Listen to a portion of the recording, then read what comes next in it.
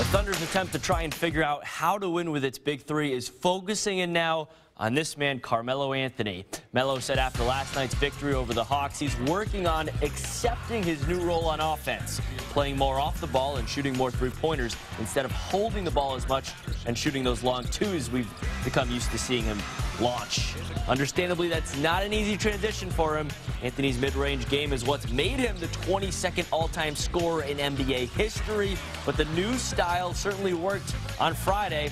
Melo hit 7 of 12 threes, and it sounds like he's willing to listen if this will help OKC win.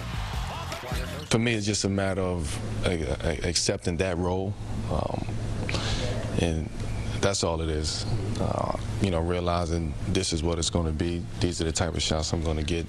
This is the type of offense we're going to be running, and accepting that and working on that role. And, you know, that's something that I've kind of been doing over the past week. You know, just, you know, allowing myself to accept that role and do whatever I got to do to make this team win. Fast forward to tonight, Melo and the Thunder visiting the Jazz, looking for their 4th straight victory. And guess who starts the scoring? Yeah, Melo hits a 3. Then Russell Westbrook. Kids, speed kills. Thunder up 23-20. Second quarter. Who called the SWAT team in? Paul George says, "Get out of my house." That is cold right there. Jazz hanging around in this one. Despite that, Derek Favors cuts OKC's lead down to 2 points. But the PG-13 defensive clinic isn't over just yet. The stealing. Can I get a windmill dunk? No windmill? Come on, Paul. You had the fast break there, buddy. 47-43 Thunder at the half. Third quarter has been an issue for OKC, but not one tonight. Melo hits the triple. Then Russell.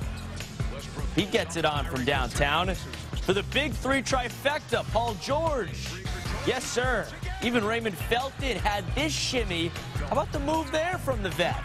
End of the quarter, Abrinas for 3. No. Josh Huestis, though, cleaning it up with the dunk at the buzzer. OKC up by 12, and the Thunder was not going to let this one slip up in the 4th. Steven Adams on the alley-oop. Thunder wins the game 103-89. There's 5 days left now in Oklahoma State's football season, and the Cowboys hope they score a third 10-win season in a row. That'd be a program record.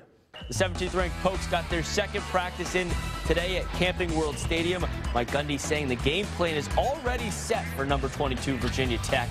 But the head coach also emphasized that part of the whole bowl trip process is having some fun. Gundy wants his players to enjoy the attractions, plenty of them down there in Orlando, but to do so by being smart about it.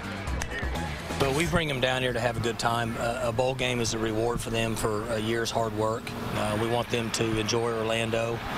They need to be safe. We had them in a meeting with the police and people that are familiar with the area, and we coach them up a little bit. But essentially, they know right from wrong.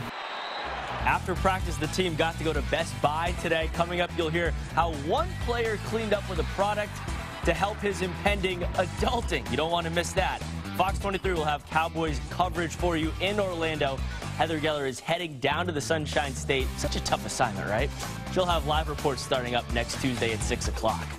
The brand new early signing period hit the college football world earlier this week, and Sooners head coach Lincoln Riley and his staff had little less time to recruit for it because of having to play in the Big 12 title game. But now the Sooners are heading for the college football playoff. Riley says it's all good because playing in the playoff will have a recruiting payoff. There's only a few games on that weekend. You know, everybody's watching us, you know, in one of the premier stadiums in the country, win a 3rd consecutive and 11th overall Big 12 championship and clinch a spot in the playoff. So, you know, you can't beat that.